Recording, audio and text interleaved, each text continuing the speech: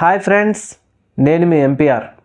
2024 సార్వత్రిక ఎన్నికలు పూర్తయిన తర్వాత జూన్ 4వ తేదీ కౌంటింగ్ పూర్తయిన తర్వాత దేశంలో అనేక మంది మేధావులు కావచ్చు, అనేక మంది ఎన్నికల నిర్వహణపై ఈవీఎంలపై పెద్ద ఎత్తున అనుమానాలు వ్యక్తం చేస్తూనే ఉన్నారు. మనం చూస్తూనే ఉన్నాం. అలాగే ఈరోజు మాజీ ఎంపీ ఉండవల్లి అరుణ్ కుమార్ గారు కూడా ఈ విషయం మీద స్పందించి ఒక ప్రెస్ మీట్ పెట్టడం జరిగింది.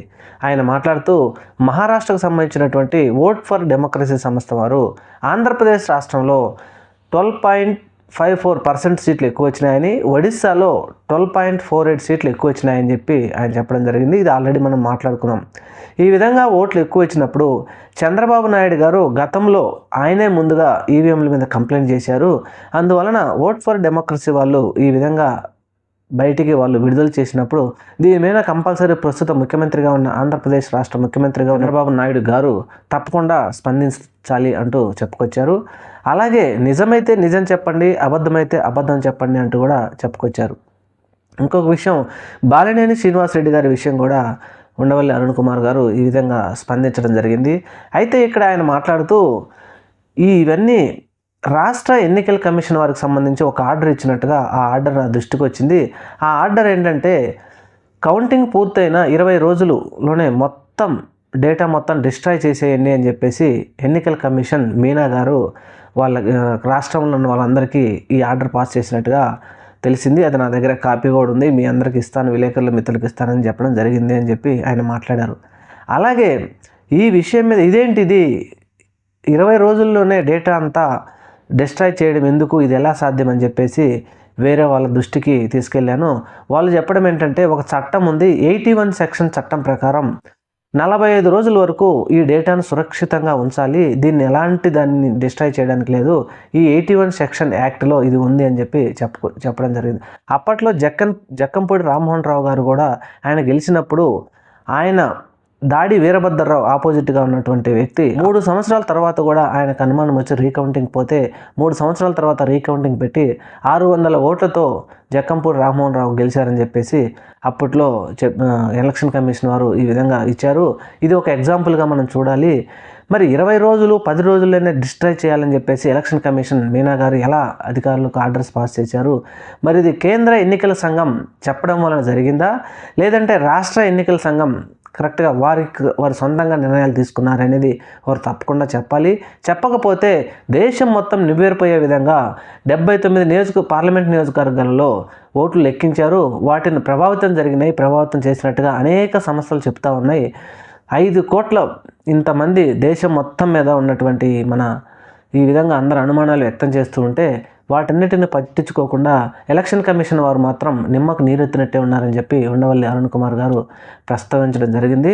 అలాగే మరి దీని మీద చంద్రబాబు నాయుడు గారు కానీ, ఎన్డీఏ సంకీర్ణ ప్రభుత్వం గారు కానీ ఎవరైనా మరి ఎలక్షన్ ఈవీఎంల మీద డౌట్లు ఉన్నప్పుడు రీకౌంటింగ్ చేయమని చెప్పేసి బాలినేని శ్రీనివాసరెడ్డి గారు అమౌంట్ పే చేస్తే మేము రీకౌంటింగ్ చేయము, మేము మీకు మాక్ పోలింగ్ చేసి చూపిస్తాం అని కోర్టు వారికి వారు ఆల్రెడీ ఇప్పటికి చెప్పారు. మరి ఇలా చెప్పడం ఏమిటి, ఇదేం పద్ధతి? అసలు ఎలక్షన్ కమిషన్ స్వయం ప్రతిపత్తి కలిగిన సంస్థ.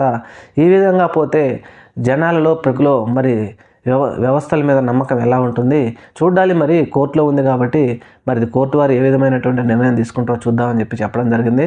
అలాగే ఇంకొకటి ముఖ్యమైన విషయం కూడా ఉండవల్లి అరుణ్ కుమార్ గారు ప్రస్తావించడం జరిగింది.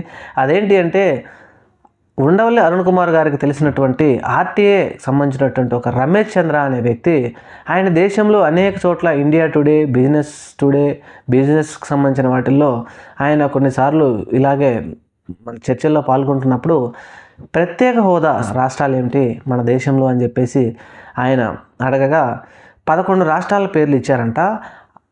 11 రాష్ట్రాల పేర్లు వస్తే చివరిలో లాస్ట్లో తెలంగాణ స్పెషల్ స్టేటస్ అని చెప్పి పేరు వచ్చింది అని చెప్పి ఆయన చెప్పడంతో ఉండవల్లి అరుణ్ కుమార్ గారు కూడా ఒకంత ఆశ్చర్యానికి గురై ఇదేంటిది, తెలంగాణకు ప్రత్యేక హోదా ఉండటం ఏంటని చెప్పి సరే రమేష్ చంద్ర గారు కూడా ఒకంత ఆశ్చర్యానికి గురై ఆయన నీతి ఆయోగ్కు లెటర్ రాశారంట.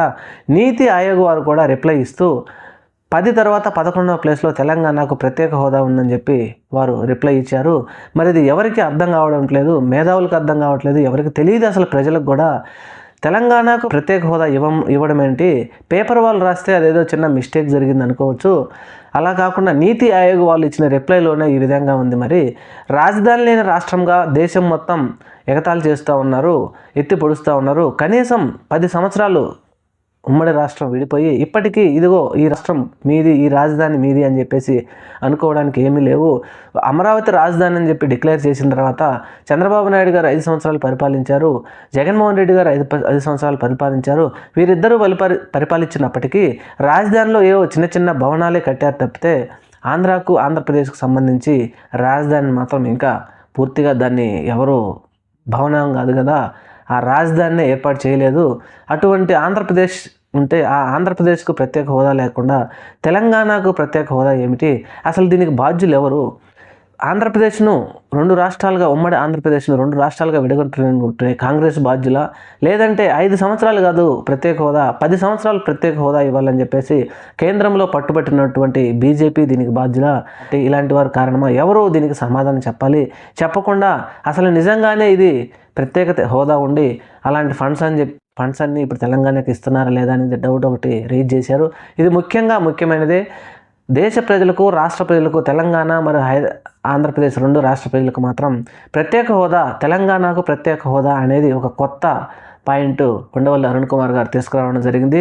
మరి దీని మీద క్లారిటీ ఎవరైనా ఇస్తారా లేదా అనేది రాబోయే రోజుల్లో చూడాలి. కానీ ఆంధ్రప్రదేశ్ ప్రజలకు మాత్రం కాంగ్రెస్ మరియు బీజేపీ 2 పార్టీలు అన్యాయం చేశాయి.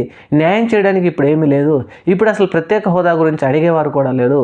ఇప్పుడు బీజేపీ పార్టీ కేంద్రంలో వారు నిలబడటానికి 2 కర్రలైనప్పటికీ ఆంధ్రప్రదేశ్ ప్రభుత్వం ఇప్పుడు అడగలేదు. ఎందుకంటే వారికి ఉండే పర్సనల్ ప్రాబ్లమ్స్ వాళ్ళకు ఉన్నాయి కాబట్టి ఇప్పటికి కూడా ఆంధ్రప్రదేశ్కు సాధించలేరు. కానీ అనుకోకుండా మరి నీతి ఆయోగ్ వారు కూడా ప్రత్యేక హోదా తెలంగాణకు ఉందని ఇవ్వటం మాత్రం ఇది ఎవరికి నమ్మశక్యం కాలేదు.